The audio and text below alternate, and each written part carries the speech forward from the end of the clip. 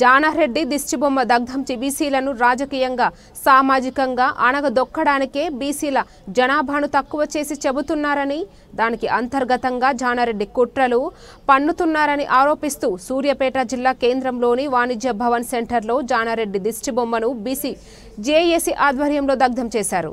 తప్పుల తడకగా ఉన్న ఈ సర్వేను రద్దు చేసి మళ్లీ పూర్తిస్థాయి సర్వే నిర్వహించాలని, తద్వారా బీసీలకు న్యాయంగా దక్కాల్సిన వాటర్ రాజకీయంగా సామాజిక దక్కే వరకు బీసీ జేఏసీ పోరాడుతుందని నాయకులు అన్నారు.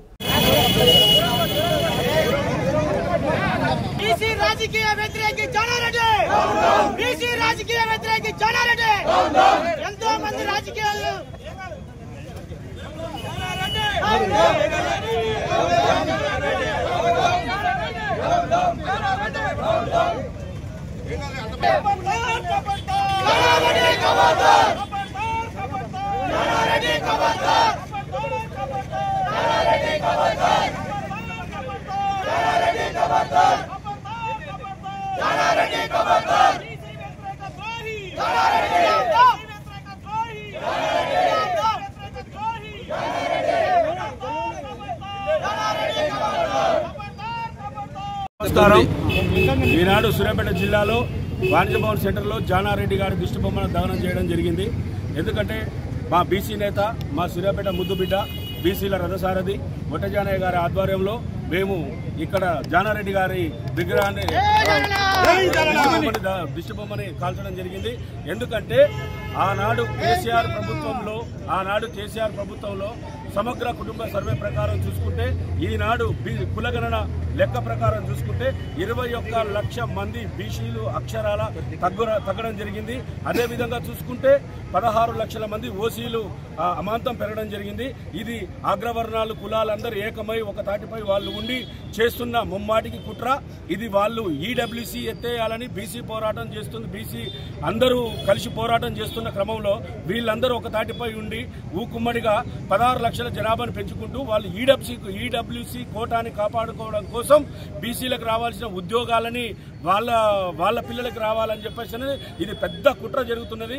కావున మీరందరూ గమనించాలా బీసీ సోదరులారా, మనకి చాలా అన్యాయం జరుగుతుంది. చాలా అంటే చాలా అందరూ సైలెంట్ గా ఉండడం వల్ల రానున్న రోజులలో మన పిల్లలు భవిష్యత్తు అందరూ ఆగమైపోతుంది. ఈడబ్ల్యూసీ కాపాడుకోవడం కోసం వాళ్ళ జనాభాని 16 లక్షలు పెంచుకుంటూ ఈరోజు ఇచ్చేయడం జరిగింది. ఇది అంతా జానారెడ్డి గారి నేతృత్వంలో జరిగింది కాబట్టి మేము జానారెడ్డి గారి దిష్టిబొమ్మ దహనం చేయడం జరుగుతున్నది. మన బహుజన నాయకుడు అన్నా అంటే నేనున్నా అని అందరినీ ఆదుకున్నటువంటి మన ఒట్టే జానన్న గారి ఆధ్వర్యంలో ఈ రోజున బీసీలకు జరిగినటువంటి అన్యాయాన్ని వ్యతిరేకిస్తూ ఇక్కడ వాణిజ్య భవన్ సెంటర్లో మనం జానారెడ్డి గారి యొక్క దిష్టిబొమ్మను దగ్ధం చేయడం జరిగింది. 76 సంవత్సరాలు అయితే స్వాతంత్రం వచ్చి 76 సంవత్సరాల పైబడి స్వాతంత్రం వచ్చిన బీసీల బతుకులు మారలేదు.